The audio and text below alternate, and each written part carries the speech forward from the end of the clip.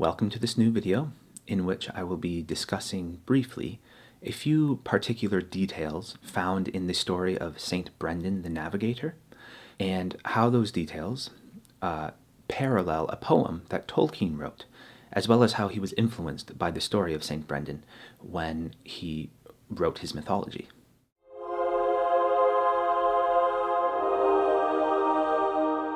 Throughout Europe, from about the 7th to 8th century onward, there appeared a collection of medieval Celtic tales written by monks, which today modern scholars call Imrama.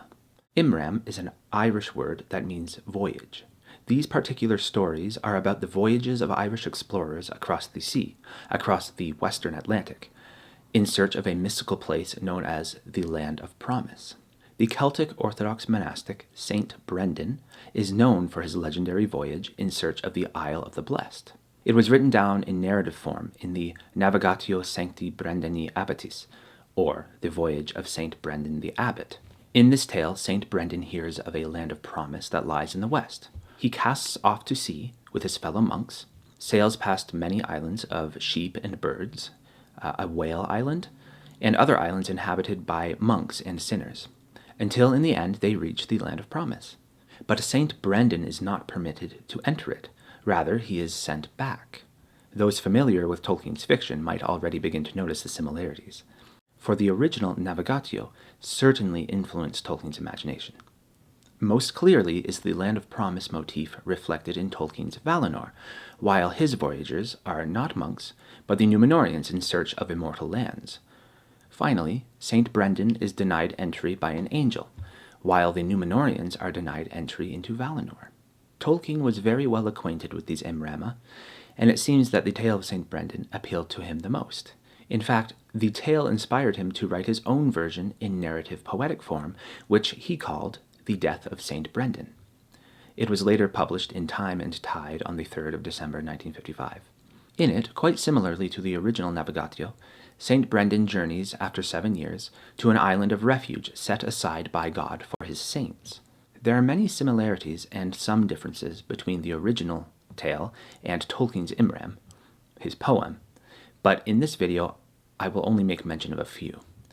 In the Navigatio, the monks find a tree covered with white birds. In Tolkien's version, he alters the identity of the birds. Instead of birds, he makes them leaves, for leaves symbolize each individual tale that collectively make up what Tolkien called in his essay on fairy stories, the Tree of Tales. In doing so, he reaffirms the symbol that lies at the very heart of fairy, the Tree of Amalion. But he then adds a further meaning. Tolkien was a softliner when it came to the theory of the origin of fairies, how they came to be. In his poem, the monks hear a song descending from above. This song, Tolkien says, was neither noise of man nor angel's voice. Rather, he says that it was sung by a third fair kindred in the world, beyond the foundered land. These are elves, and the monks have seemingly found their homeland. Now, if one compares Tolkien's Imram with his mythology, one will see a resemblance between the poem's tree and Telperion, the white tree of the Valar, which grows in Elvenhome. Its seedling eventually finds its way to Gondor, falling into the hands of men.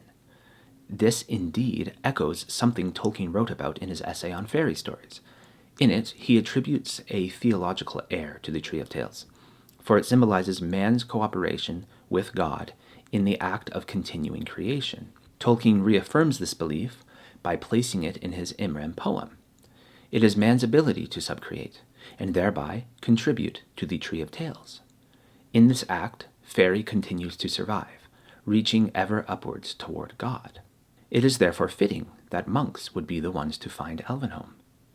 In Tolkien's Imram, he places a star which shines as a light on the edge of the outer night, while in the original Navigatio, there is also a light which everlastingly brightens the Land of Promise, whose source is Christ himself. Tolkien decided to make this light a star, for he wished to present it in a fashion akin to the fractal imagery found in his mythology, just like he did with the Tree of Tales.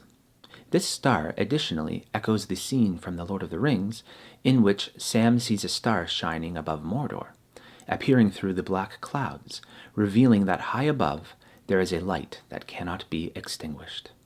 At the end of Akalabeth, Tolkien says that the Númenóreans believed that mariners were once able to sail from Middle-earth to Aman, but the drowning of Númenor caused the deathless lands to be removed, and so the earth was made round. However, ships still came and went from the Grey Havens.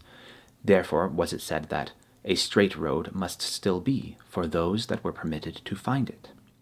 This parallels Tolkien's Imram, in which the world is round, unlike the original Navigatio, which believed in a flat earth.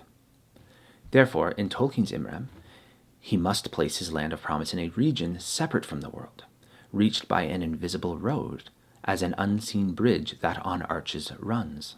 It is therefore not an island located on earth, but lingers instead beyond the door of days, in a region outside of time. Additionally, Tolkien omits the name Land of Promise of the Saints, as it is called in the original Navigatio. He does this because he transforms the island into Elvenhome, which belongs to the elves, not to men, or the saints. Tolkien's undying land, inaccessible to men, and only granted to a chosen few, is a prominent theme in Tolkien's fiction, possibly the very core of it, and was certainly influenced by these Celtic voyage tales. Tolkien was deeply attached to Middle-earth, but like St. Brendan, he knew that he must return home again, to England. His last works are full of resignation and bereavement, yet it seems that he had still a hope that he himself might be able to take a last straight road of his very own to find the land of promise. Such a desire has certainly been felt by others, and in the South English legendary version of the life of St. Brendan, Abbot Baron is told that he ought to thank Christ for leading him to the paradise in the west, for this is the country that Christ will give, before the end of the world, to his secret favorites on earth, and this is where they will come. Thank you very much for watching this video. I hope you found it both illuminating and a pleasure to listen to.